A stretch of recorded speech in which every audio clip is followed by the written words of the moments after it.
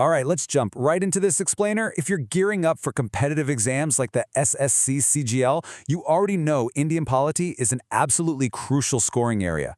Today, we're cracking the code on Part 2 of the Indian Constitution, specifically Articles 5 through 11, which tackle citizenship.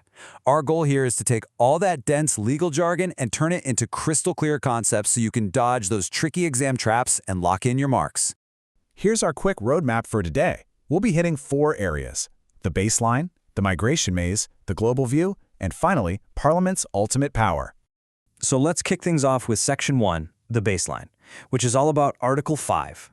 Think of Article 5 as a literal snapshot taken the exact second the Constitution kicked in.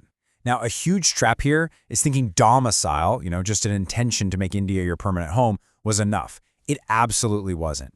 You needed that domicile plus a hard physical tie. So that meant domicile paired with either being born in Indian territory, having a parent born there, or being a resident for 5 full years right before commencement. If a question tells you domicile alone grants citizenship, that's a trap for sure. Moving right along to Section 2, the migration maze, covering Articles 6 and 7. Partition obviously made things incredibly complicated with massive population exchanges, but mapping out the cutoff dates actually makes it super simple. July 19th, 1948 is your golden date for exam prep. If someone migrated from Pakistan to India before this date, boom, citizenship was pretty much automatic. But if they migrated on or after July 19, 1948, they had to jump through some formal hoops, specifically applying for formal registration and proving a 6-month residency. Please, whatever you do, don't mix these two up. Examiners love testing this. Article 6 is incoming. It gives a pathway to citizenship for folks entering India from Pakistan. Article 7, on the other hand, is outgoing. It deals with the loss of citizenship for those who migrated away from India to Pakistan. Just keep that directionality clear in your head. 6 comes in, 7 goes out. Now, here's a classic exam trap that pops up constantly in previous year questions. Under Article 7, if someone moved to Pakistan after March 1, 1947, they lost their Indian citizenship.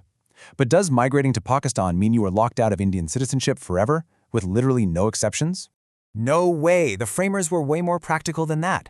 There's a brilliant permit loophole built right into Article 7. If a person who migrated to Pakistan later came back to India under a legally issued permanent return permit, they weren't locked out. The law creatively treated them as if they migrated to India after that July 1994 cutoff date we just talked about. This means they just fell back into the Article 6 rules, requiring that 6-month residency and formal registration. Okay, let's zoom out for Section 3, the global view, looking at Articles 8 and 9. Article 8 is all about keeping the global Indian family connected.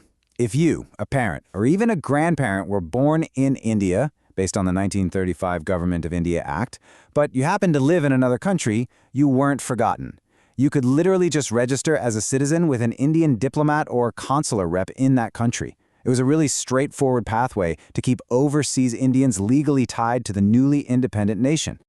But hold on, watch out for this next concept, because it's a huge recurring theme when it comes to dual allegiances. Can you be an Indian citizen under Articles 5, 6, or 8, but also hold a passport from, say, another sovereign nation? That is a definitive no. Article 9 lays down a super strict rule against dual citizenship. If you voluntarily grab another country's citizenship, your Indian citizenship is instantly voided. You can't claim rights here if you've pledged allegiance somewhere else. Single citizenship is a core feature designed to foster total national unity. Finally, we hit Section 4, Parliament's ultimate power, covering Articles 10 and 11. The framers knew they couldn't predict the future, right? They knew global shifts would happen. So Article 10 essentially guarantees your status. It says, hey, if you got your citizenship under Articles 5 through 9, you absolutely keep it. But, and this is a massive but, it's entirely subject to whatever future laws Parliament decides to pass. Which brings us to the single most powerful number in this entire explainer, Article 11.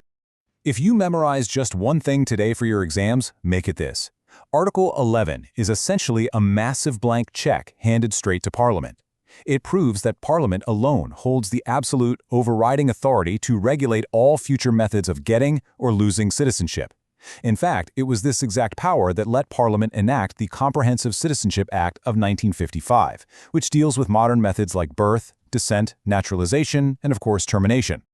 So, let's lock this all in with a quick high-yield review. Matching keywords to article numbers is literally half the battle in competitive polity exams.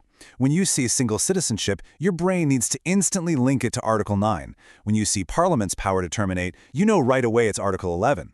Having these mapped out in your head is a total game changer. It's pretty amazing when you think about it. From the original text to the modern statutes we study today, the Constitution is this living, adaptable framework.